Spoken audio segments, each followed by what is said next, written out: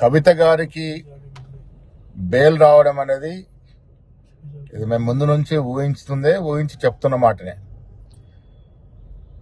ఇన్నాళ్ళు బెయిల్ రాకుండా ఉన్నటువంటి కండిషన్స్ ఇప్పుడు ఎందుకు నిర్వీణం అయిపోయినాయి, ఎందుకు బెయిల్ వచ్చింది అనే అంశం లోతుగా ఆలోచించినప్పుడు మీకు మాకు అర్థం కావాల్సింది బీజేపీలో బీఆర్ఎస్ విలీన ప్రక్రియ ఈ బెయిల్ ద్వారా మొదలైందని చెప్పొచ్చు.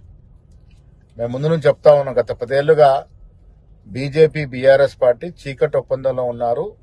అన్ని కూడా కూడబలుపుకొని వారు కార్యక్రమాలు చేసినారు. ఇవాళ కవితకి లభించిన బెయిల్ ద్వారా అర్థమైంది ఏంటంటే బీజేపీలో బీఆర్ఎస్ పార్టీ విలీనమైనటువంటి ప్రక్రియ మొదలైంది.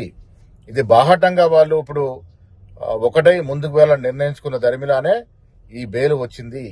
ఢిల్లీలో కేటీఆర్ గారు, హరీష్ రావు గారు పలు దఫాలుగా బీజేపీ సీనియర్ నాయకులతో జరిపిన చర్చల ఫలితంగానే ఇవాళ ఈడీ ఉదాసీనంగా బెయిల్ రావడానికి దోహదపడింది.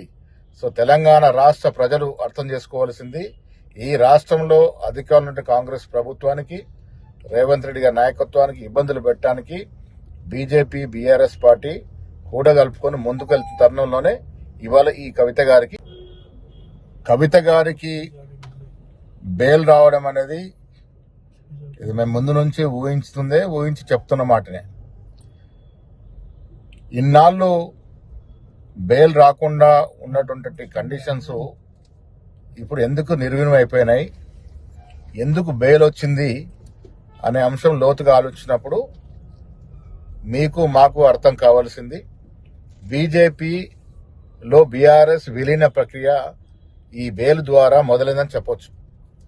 మేము ముందు నుంచి చెప్తా ఉన్నాం, గత 10 ఏళ్లుగా బీజేపీ బీఆర్ఎస్ పార్టీ చీకటి ఒప్పందంలో ఉన్నారు. అన్ని కూడా కూడబలుపుకొని వారు కార్యక్రమాలు చేసినారు.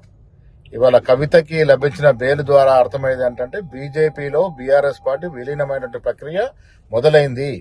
ఇది బాహటంగా వాళ్ళు ఇప్పుడు ఒకటై ముందుకు వెళ్ళాలని నిర్ణయించుకున్న దరిమిలానే ఈ బెయిల్ వచ్చింది. ఢిల్లీలో కేటీఆర్ గారు, హరీష్ రావు గారు పలు దఫాలుగా బీజేపీ సీనియర్ నాయకులతో జరిపిన చర్చల ఫలితంగానే ఇవాళ ఈడీ ఉదాసీనంగా బెయిల్ రావడానికి దోహదపడింది. సో తెలంగాణ రాష్ట్ర ప్రజలు అర్థం చేసుకోవాల్సింది, ఈ రాష్ట్రంలో అధికారంలో ఉన్న కాంగ్రెస్ ప్రభుత్వానికి, రేవంత్ రెడ్డి గారి నాయకత్వానికి ఇబ్బందులు పెట్టడానికి బీజేపీ బీఆర్ఎస్ పార్టీ కూడగలుపుకొని ముందుకెళ్తున్న తరుణంలోనే ఇవాళ ఈ కవిత గారికి బెయిల్ అవడం జరిగింది.